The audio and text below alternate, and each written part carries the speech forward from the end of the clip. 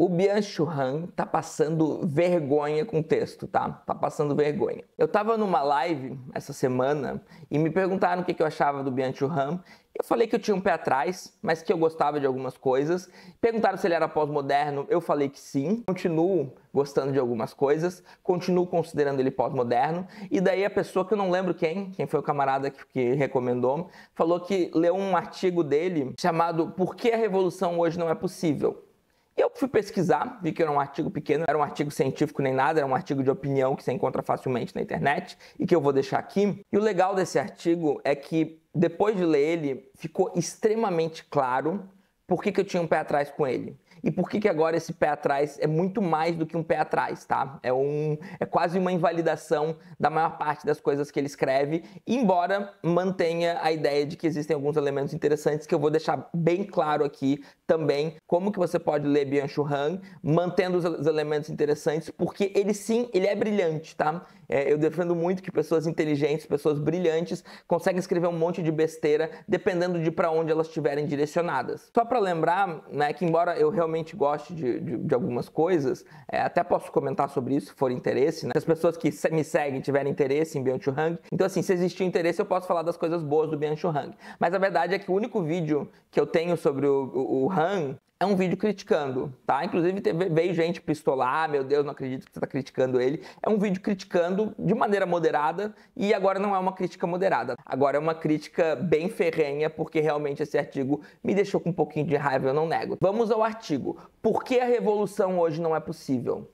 Não vamos ler o artigo todo não, o artigo é curto. Eu recomendo que você leia depois desse vídeo. Eu vou ler alguns trechos. Ele começa se perguntando: por que o regime de dominação neoliberal é tão estável? Por que é tão pouca resistência?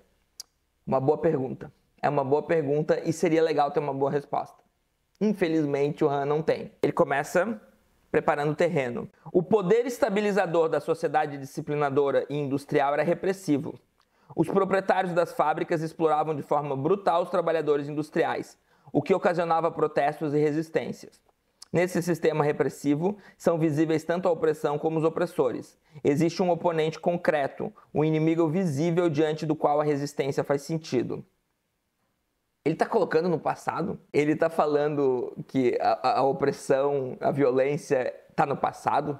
Olha aqui, ele está falando da sociedade disciplinadora, ele está colocando no passado, né? Ele está fazendo referência direta a Michel Foucault, tá? Então, o Han é alguém que se afasta de Foucault, é alguém que leu muito Foucault, tá? Eu, como Foucaultiano, como alguém que fez mestrado, doutorado em Foucault, leu muito Foucault, eu consigo reconhecer, até quando não tá citando, tá? Tá bem claro, assim, o Han leu muito Foucault, ele acha que ele superou Foucault em algum aspecto, ele não superou Foucault em aspecto nenhum, tá? E talvez fique um pouquinho claro depois desse vídeo, mas ele tá falando dessa sociedade disciplinadora como se fosse no passado, como se hoje a gente não tivesse uma sociedade disciplinar. Mas vamos seguir para o ponto central. O sistema de dominação neoliberal está estruturado de uma forma totalmente diferente. O poder estabilizador do sistema já não é repressor, mas sedutor, ou seja, cativante. Já não é tão visível como o regime disciplinador. Não existe um oponente, um inimigo, que oprime a liberdade diante do qual a resistência era possível. O neoliberalismo transforma o trabalhador oprimido em empresário, em empregador de si mesmo. Hoje, cada um é um trabalhador que explora a si mesmo em sua própria empresa. Cada um é amo e escravo em uma pessoa. Também a luta de classe se torna uma luta interna consigo mesmo. O que fracassa culpa a si mesmo e se envergonha. A pessoa questiona-se a si mesma, não a sociedade. Eu queria fazer uma pergunta para vocês. Ficou claro que ele está criticando Foucault e Marx? Ficou claro que ele está falando do discurso que o neoliberalismo tem sobre si mesmo, muito mais do que a realidade concreta do neoliberalismo? Ficou claro que tem elementos que valem para alguns momentos? Por exemplo, quando ele fala de empresário de si mesmo, esse é um termo saído do curso do Collège de France, que Foucault dá lá no Collège de France, em 1978, intitulado O Nascimento da Biopolítica. Lá, Foucault usa o termo empresário de si mesmo, inclusive é o que faz muitas pessoas acharem que ele é um neoliberal, porque as pessoas entendem como bom ser empresário de si mesmo. É terrível, a uberização deixa isso claro, Você que está chegando agora no canal, eu sou o professor Daniel Cidade, bacharel e licenciado em Filosofia, mestre e doutor em Filosofia Política e Ética. Eu queria convidar você a se inscrever no canal, deixar aquele like maroto e ativar o sininho. Quem se tornar membro do canal ou contribuir no Apoia-se, pode me mandar um e-mail, porque a gente tem um grupo de apoiadores do canal no WhatsApp. Aproveito para agradecer quem já está contribuindo e convidar vocês a me seguirem no Instagram e no TikTok. Realmente, o neoliberalismo consegue neutralizar a visibilidade de quem são os nossos inimigos, em vários sentidos, tá? Então, ele tem realmente estruturas de poder que, em certo sentido, em certo grau, estão dentro do que o Han está falando, tá? Então, essas análises, elas até se aproveitam, eu já vou mostrar como, mas não é a realidade do trabalhador, de modo geral, no capitalismo, né? Não é a realidade dos periféricos, por exemplo. E daí, eu matei a charada. Mas eu vou segurar um pouquinho antes de falar qual que é o grande problema.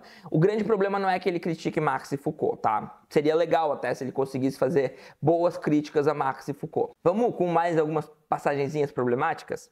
Sua particular eficiência reside no fato de não funcionar através da proibição e da subtração, mas através do deleite da realização. Eu não vou nem comentar, eu vou deixar você responder. Tá? Eu vou deixar você responder aqui nos comentários.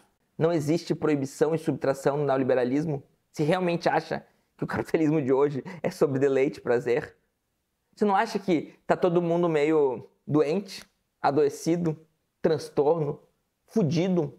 E continuamos. É precisamente esse sentimento de liberdade que torna impossível qualquer protesto. Eu citei no vídeo passado que eu fiz, eu vou citar de novo, o David Graeber, Um Projeto de Democracia, porque o David Graeber, ele escreve sobre o movimento Occupy Wall Street, que foi um protesto que reuniu centenas de milhares de pessoas, de todas as crenças, inclusive, dos mais diversos grupos, não só anarquistas, socialistas, comunistas. E nesse livro, o Graeber, que é um anarquista, um antropólogo anarquista, era, né, infelizmente faleceu, ele comenta sobre vários outros protestos que estão ocorrendo no mundo. Então, existem protestos no mundo inteiro. E ele comenta sobre como a mídia faz questão de abafar isso, de falar pouco sobre eles, de fazer pouco caso. Isso é a mídia burguesa, né? A mídia burguesa, a gente sabe pouco desses protestos. Eu sei pouco desses protestos, tá? Eu sei muito pouco. Queria poder trazer mais sobre eles aqui, mas eu não tenho esse conhecimento, né? Eu também sou alienado e o mundo tá cheio de protestos, tá? E a gente tem essa sensação de fracasso, de derrotismo, porque a gente não sabe essa quantidade de protestos que estão acontecendo no mundo. Mas na cabeça do Han não existe mais protesto, não existe nem mais possibilidade de protesto. Mais uma passagem. No neoliberalismo não existe lugar nem sequer para alienação a respeito do trabalho. Daí fica difícil de defender, né? Para não dizer que não salva nada, eu curti essa passagem aqui, que vai ser a minha última citação, eu prometo. Esse é um vídeo um pouquinho mais denso. O capitalismo chega em sua plenitude no momento em que o comunismo é vendido como mercadoria. O comunismo como mercadoria, isso é o fim da revolução. Eu diria que existe sim esse fenômeno, mas olha como ele gosta de generalizar, né? Da ideia de que existe sim momentos em que o comunismo é vendido como mercadoria, ele está dizendo que todo o comunismo que existe no capitalismo é uma mercadoria, e isso não é verdade. Então, o Han, ele gosta dessas generalizações. É por isso que ele escreve ensaios tão curtos, tá? Ele escreve ensaios muito curtos, por isso que também dá para ter lido vários livros dele sem ter me debruçado durante meses estudando. E tá cheio dessas generalizações, ele tá usando o tempo todo esse tipo de generalização. E esse é o problema. O Han escreve como se não existisse periferia, como se não existisse favela, como se não existisse guerra. Eu vou aproveitar para contar, eu gravei minha participação no canal da Senhorita Bira, que vai sair domingo às 19 horas, o canal é o Algoritmo da Imagem, mas se você pesquisar por Senhorita Bira, você acha muito fácil. Vai sair então a minha participação lá, ficou muito legal, mas a verdade é que embora eu ache que você deva assistir, tá? 19 horas vai sair, mas você pode assistir qualquer hora, domingo. Mas a verdade é que domingo passado, o Bira entrevistou a Tuane, que é uma jovem periférica militante que mora em Duque de Caxias, no Rio de Janeiro, e que tem uma live sensacional. É uma participação sensacional a da Tuane, inclusive muito melhor que a minha, como já está gravada e eu tenho bom senso, eu sei que a participação da Tuane foi maravilhosa e eu recomendo muito que você vá ver. Eu recomendo muito que você pare um pouquinho, pegue um pouquinho do seu tempo para ouvir uma jovem periférica falar, muito bem falado. E assim, não dá para dizer que o poder não é repressor quando você ouve uma pessoa periférica. Não dá para dizer que é só pelo deleite que o poder do neoliberalismo funciona, tá, gente? É assim,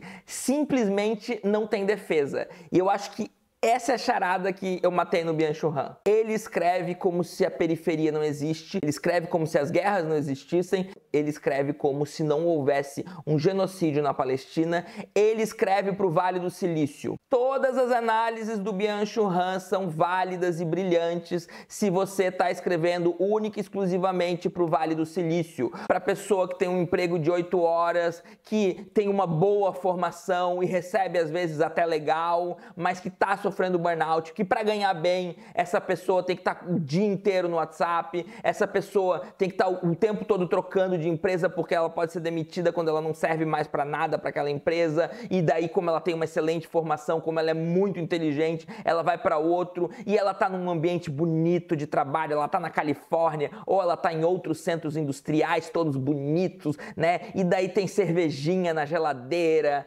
tem cafezinho liberado, tem um monte de coisa bonita, tem um monte de coisa legal, tem salário legal para estimular o consumo, tem deleite, tem prazer, e a pessoa está sofrendo burnout. E essa pessoa está triste, essa pessoa, ela realmente é uma empresária de si mesma, essa pessoa realmente está sendo oprimida. O Han entende o neoliberalismo como um sistema opressor, ele entende o neoliberalismo como um sistema que produz subjetividades e que oprime essas subjetividades, mas ele não entende o neoliberalismo como um sistema violento, que fode com a periferia, que fode com os países periféricos, que usa terrorismo, que joga bomba, que usa metralhadora, que usa drone, que faz genocídio, que apoia genocídio, que faz guerra e que financia a ditadura. Eu queria dizer que ele é o oposto de Marx e Foucault. Foucault não nega violência. Foucault, quando vai falar de biopolítica, ele vai dizer: as sociedades biopolíticas são as mais sangrentas que a humanidade já conheceu. Foucault está falando de violência. O Han sai completamente da materialidade, inclusive para negar Foucault, para dizer que não tem uma sociedade disciplinar e não se usa mais, né, de imperativos disciplinares fortes. Inclusive, né, Foucault, no Vigiar e Punir, ele está mostrando o quão violento é o sistema penal dentro do capitalismo, o sistema penal das sociedades burguesas, como as cartas estão todas marcadas, tá? Então, o problema do Han é que, né, ele tenta se afastar de Foucault e não consegue. Esse é o risco de autor pós-moderno merda, né? Mas isso não é exclusividade dos pós-modernos, tem autor moderno merda pra caralho aí também. Então o problema continua não sendo o pós-modernismo, né? O problema continua sendo a boa e velha produção intelectual burguesa, que pensa que só existe burguesia por aí e só se direciona à burguesia ao falar. Intelectuais completamente desvinculados da realidade, tá? Então, pra gente não se desvincular da realidade, a gente tem que ir e entender e tentar ouvir o que as pessoas que estão vivendo a realidade, que estão vivendo a periferia, que estão, né, então, além da Tuane, sigam o Chavoso da USP, por exemplo, né, que também é maravilhoso. Tuane e Chavoso são dois grandes intelectuais e são pessoas que vivem a periferia e tem muito a dizer, muito mais a dizer sobre o mundo do que o Han, tá? Então é isso, pessoal, espero que tenham gostado, até mais.